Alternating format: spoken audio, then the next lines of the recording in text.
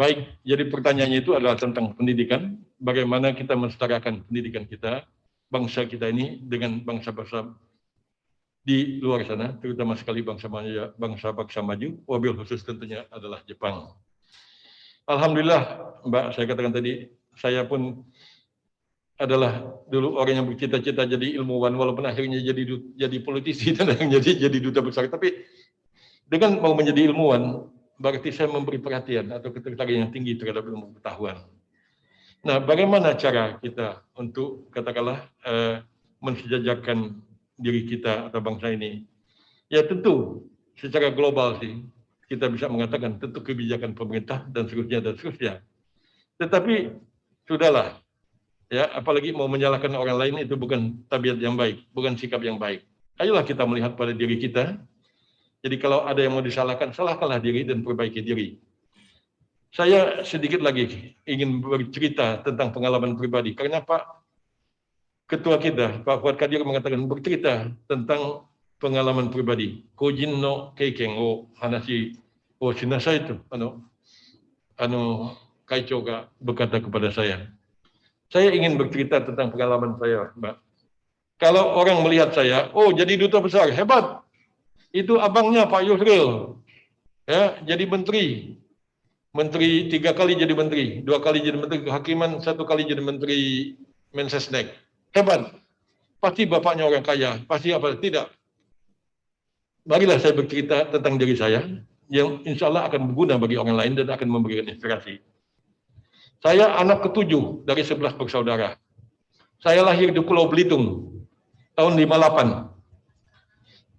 Ya, sampai 10 tahun, 20 tahun yang lalu pun orang tanya di mana Belitung itu, orang nggak tahu, Pak. Di dekat Bangka itu, Bangka Belitung saja di provinsi, orang tahu. Saya lahir di pulau itu. Di kampung saya itu, Mbak, Pulau Belitung itu 3,5 kali lebih besar dari Singapura. Wasu furusato wa Belitung to tuyu shima nan desu kedo, so okisa no wa Singapura no 3.5 倍の大きさなんですけど、私は高校を卒業したときに、それは1977 でした。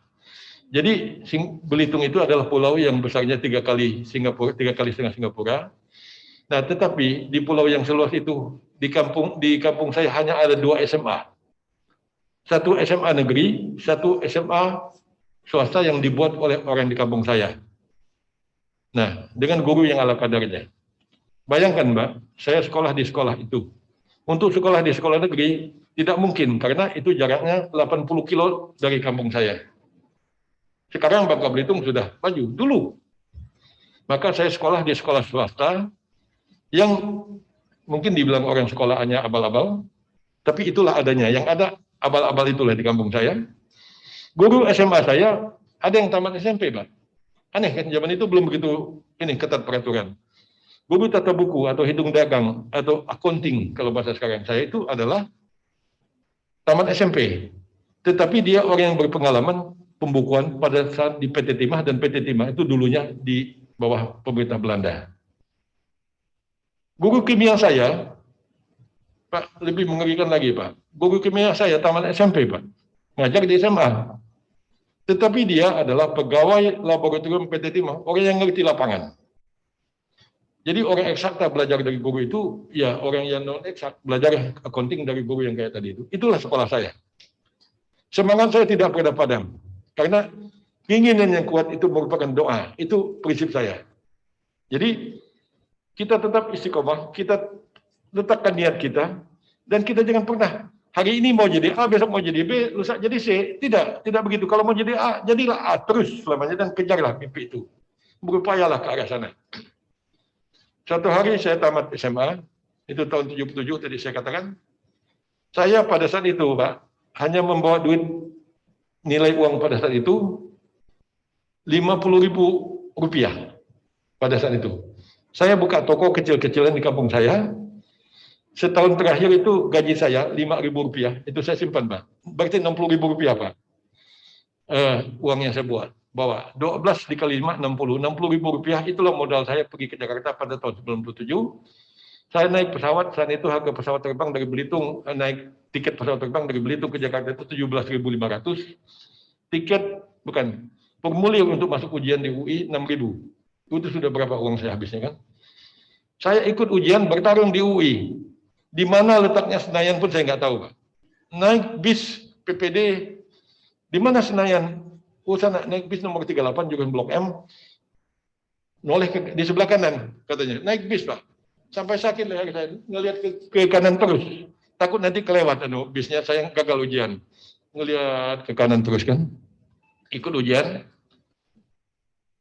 Pas habis ujian, Yusril bilang, gimana hasil ujian? Mana hasilnya? Saya tunjukkan, dia bilang tidak bakal lulus. Saya ikut ujian satu lagi di Unpad, di Pajajaran. Masih ada sisa uang sedikit, Pak. Nah, udah. Walhasil apa? Pas lulus ujian, saya lulus di UI dan di Unpad. Jadi murid sekolah abal-abal dengan duit tadi 60.000. Mungkin bagi Bapak penting ini, Pak, sebagai pemilik sekolah ini gitu. Banyak masih siswa-siswa yang seperti saya, Pak. Nah, setelah saya lulus, problem bagaimana saya harus membayar uang sekolah saya. Nah, ada paman saya, itu petinggi di PT Timah. Dia tahun 64, dia sudah tamat ITB, jurusan pertambangan. Sudah almarhum, namanya Insinyur Taib Mukhtar. Ayah saya yang sepupu dengan Taib Mukhtar itu datang membawa saya ke rumahnya. Dia katakan, Taib, saya minta tolong sama kamu. Tolong apa, Bang? Kata Taib. Ini Yusron. Saya bilang saya nggak ada duit, tapi dia bilang masih mau sekolah juga. Lalu gimana, Bang? Nah, ini dia lulus nih, dua-duanya di UI sama di Unpad. Saya nggak ada duit, kata bapak saya. Oh, Bang, kata Taib. Sayang, Bang, kalau anak ini sampai tidak sekolah. Udahlah, saya bayarkan. Uang sekolah 6 bulan, saya 6 bulan pertama itu dibayarkan oleh paman saya, nama Taib Mukhtar itulah. Nah, kemudian saya sambil sekolah, setelah saya tingkat 2, saya jadi peneliti, jadi interviewer. Saya pernah menjadi peneliti di LP3IS, di LPM UI, dan dari situlah saya dapat duit. Yang ternyata, pada akhirnya, ya saya melihat, tadi itu adalah jalan dari Tuhan, dalam pemahaman saya. Mungkin agak aneh Bapak Ibu, pada saat saya begini, gitu kan, begini, saya berkata, terima kasih kemiskinan. Terima kasih kemiskinan. Kalau saya tidak miskin, mungkin tidak akan begini. Justru karena miskin itulah saya terpaksa jadi peneliti di sana, di sini, untuk bayar uang sekolah dan untuk makan, untuk beli baju. Tapi pada akhirnya saya ambil S3 di Jepang itu, saya masuk di program doktor di Jepang itu, saya yakin saya tidak akan sanggup menyelesaikan disertasi saya tepat waktu apabila saya tidak berpengalaman menjadi peneliti baik di LPM UI maupun di LP3S. Jadi apa yang ingin saya katakan di sini, Mbak? Teguhkanlah niat. Saya dari pulau entah berantah di Pulau Belitung itu, ya, niat mau sekolah. Ayolah bermimpi. Saya bahkan di dalam YouTube saya itu ada kameramen saya.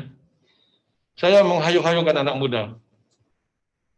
Mungkin saya bicara mirip dengan nada ini. Saya katakan, ayolah bermimpi. Jangan sekedar bermimpi saja pun kita telah tidak berani. Banyak orang, Pak, anak muda sekarang nggak berani bermimpi, Pak. Bagaimana kau lihat realita? Ayolah bermimpi.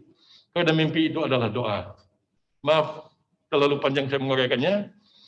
Tautkan niat, Mbak. Pasang niat istiqomah. Kejarlah ke sana. Tuhan itu ada dan Tuhan akan membuka jalan. Di luar masalah sekolah, 2 hal lagi.